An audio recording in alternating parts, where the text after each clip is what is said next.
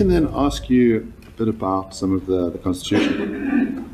So the preamble of the Constitution says, "We, the people of South Africa, recognize the injustice of our past, honor those who suffered for justice and freedom of our land, respect those who have worked to build and develop our country, believe that South Africa belongs to all who live in it, united in our diversity." Do you accept that? Absolutely. Now, during evidence in chief, Mr. Roots testified about some of the speeches that you've given, in which you describe white people as visitors in South Africa. Is that correct? Absolutely. Now, how do you reconcile this constitutional notion that South Africa belongs to all who live in it, and that white people are visitors in South Africa? You arrived here as settlers in 1652. It's a historical fact. And you were using South Africa as a refreshment station. You were not here to settle. You were passing. Because of our Africanness and the spirit of Ubuntu, we have embraced you and we have shared our land with you. And we have accepted that you have naturalized in this country. But it doesn't change the fact that you came here as a visitor. So let me ask you that, let's clarify that. Yes. Do you accept that there are many people in South Africa, black and white, Indian colored, Chinese, who came to South Africa from another country at some point? And not blacks. Not blacks. We came from one country called Africa. Ah. Huh? I understand. So in other words, the claim is anyone who is on the continent of Africa belongs in South Africa. Is that correct? Or is not a visitor? No. South Africa is Africa. Mm-hmm. We are one country called Africa. This South Africa you are talking about was imposed on us. So we didn't come from anywhere. Speak for yourself. We didn't come from anywhere. There's no African who came from anywhere. We came from here. I mean, my Lord, I cannot come from the second bedroom in this house, and then I find you in another bedroom in the same house, and then you say I came from somewhere. In the same house. I didn't come from somewhere. I was sleeping on the other side. We're here. So, we are not visitors. We didn't come from anywhere. This is our continent. So in other words, someone who was born in Egypt, Nigeria, Malawi, Botswana, Zimbabwe, none of those people are visitors in South Africa. They belong here. It's their home. Yes. Where Nigerians, Ghanaians, Mozambicans, Zimbabweans, when they are here, they are at home. They should not even for a second doubt themselves. This is our home. Let me ask you this then. Your party has recently engaged in a campaign where you've gone to restaurant owners and you've asked them to produce lists of who works for them and to say you have a certain number of people who are not South Africans and a certain number of people who are South Africans, and we want you to change those numbers. Now, how do you reconcile what you've just told us, which is that all people who are born in Africa are part of one house, but you want to say these people are different and they should be fired from the restaurants they work in and they should be replaced with real South Africans? How do you reconcile? We've never said fired. So when you are in a court before my Lord, don't misrepresent facts. Nowhere have we ever said fire anyone. So we shouldn't lie. Please. My Lord, before we go to the continent, here in South Africa, if you get a job or a tender to go and do a road in Soweto, you are required to hire 30% or so of locals of Soweto. Yet you are a South African of Soweto. You are required to subcontract a certain percentage of people from Soweto. So because the locals at that space should not feel excluded, they should embrace the project, they should feel they must welcome the project and they must protect it as their own. Now, what the white ownership does to our people, my Lord, is that they hire our brothers and African brothers and sisters who are not locals to the exclusion of locals so that they can ignite the xenophobic war amongst our people. They want to thrive, which is what made you survive. Divide and rule.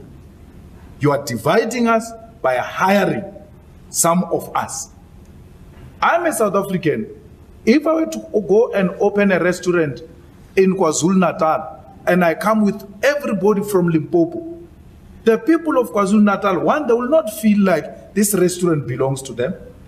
They will not feel a need to defend it because I just impose people from the other side to them.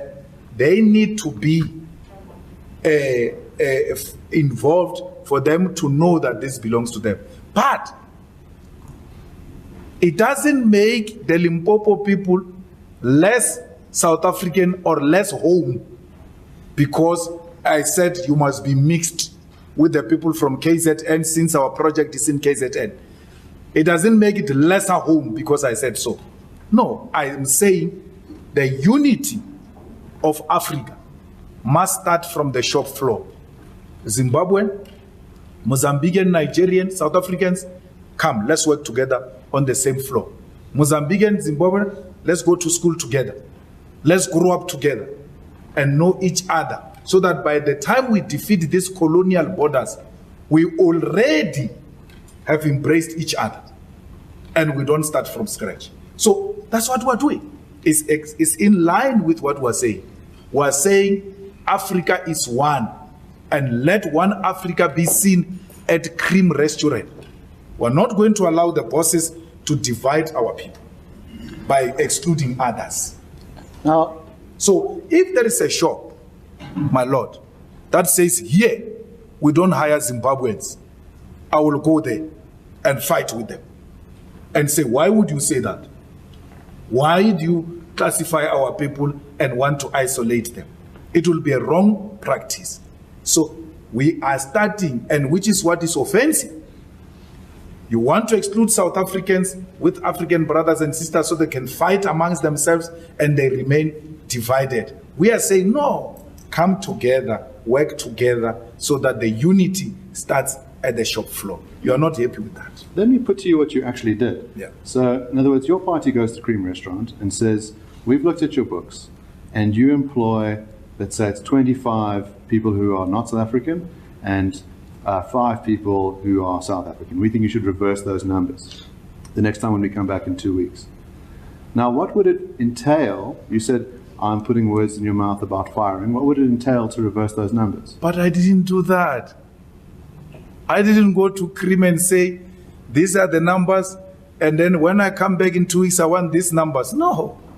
I said to Cream, I want to look at the ratio of Cream and see if you guys are compliant. And you know, my lord, in all the restaurants I went, I found them compliant. I found both outside brothers and sisters from other countries and South Africans together on the shop floor. I never said that. You see, you rely on non-existing sources because I can ask my lord here that you lead the evidence of me saying that. Read something because you utter such words to mislead the public. But I know for a fact, my lord, he can't produce anything to back up what he's saying. And he deliberately says it so that it can spread wrongly in society. I put it to you that your party did this, and there's a video that your party has produced of them going to a restaurant. I might be mistaken that it's not Cream. I know you had a different engagement with someone from Cream. They went to now you restaurant. say my party, not me. Yes, but I started saying I went to Cream myself. Yes. Yes, I went to Cream. I went to 3 more other restaurants. And they were white-owned, and they hired Africans to work there, and they hired South Africans to work there. I went there, and when I arrived, my lord, a day before, we sent a delegation to go and make an appointment. We were given an appointment. A setup was made in that restaurant of where we were going to have a meeting. When I arrived there, then there is sudden change of heart.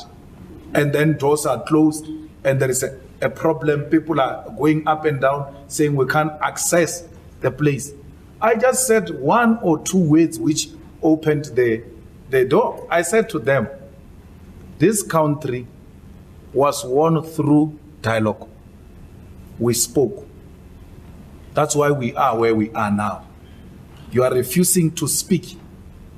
In a country where we delivered this democracy through speaking, and you want to say you are a democratic person, abandon your white supremacist attitude and apply the spirit of those who came before us and came together and spoke and resolved our problems. They went inside, they spoke, they came back, they opened, and they apologized sincerely for their conduct because they were misled by their lawyers. There was no confrontation. My Lord, business was not on it. We made sure we make appointment in the hour where they've not opened because they don't do breakfast. So we met them in the morning so that by the time they open, we're done, we've spoken, and then the shop can open and run smoothly. Let me ask you some follow-up questions. So you said you checked that they were compliant. What would compliant mean? The ratio was balanced. We had both South Africans, Zimbabweans, Mozambicans, all of them were there working together. In one restaurant, out of 12 workers, there were actually 3 Zimbabweans. The rest were South Africans. So if there's a Zimbabwean person who only hires Zimbabweans in their restaurant, would that be compliant?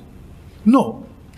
And I will not have said to him, in 2 weeks' time, I want you to change this. No, I would have educated him that the importance of making our people work together in the same work environment helps to unite the Africans, because if we don't do that, we are giving the thugs a weapon to engage in xenophobic attacks. So whatever we do, no nation should feel sidelined or replaced by another nation. They should feel that we are all Africans, we are all home, and we are all protected. In that way, it goes even beyond the issue of work. It goes to the security of the mall itself, of the shop itself. Because if the people who come from here work there, and there is a looting that is going to happen tomorrow there, they will be the ones who are going to stand up and say, guys, you can't do it. That's our job. We work there. If your notion is that we're all African brothers and sisters, why this obsession with an idea of a ratio? And why your view that a Zimbabwean person running a Zimbabwean restaurant ought not to be allowed to employ only Zimbabweans? It seems that you are the ones stoking the division. You are saying there must be some kind of ideal ratio, that if you had a shopping center, for example, where there were 10 restaurants, and one was a Mozambican restaurant employing only Mozambicans, and one was a South African restaurant employing only South Africans, you'd say this is unacceptable. There needs to be some kind of ratio internally. Why? You have just given a division a new meaning. Why would a ratio be a division? Because ratio means come together. This one's like this. How are you together here? How can that be a division? Ratio cannot be a division. Ratio is making sure that everybody is included. And our people understand that. And patriotic, white South Africans who own restaurants appreciate and understand that. Only racists who claim to be speaking on their behalf will say the things that you are saying. My Lord, I had 3 meetings, 3 owners, not a single one of them saw that as an attack.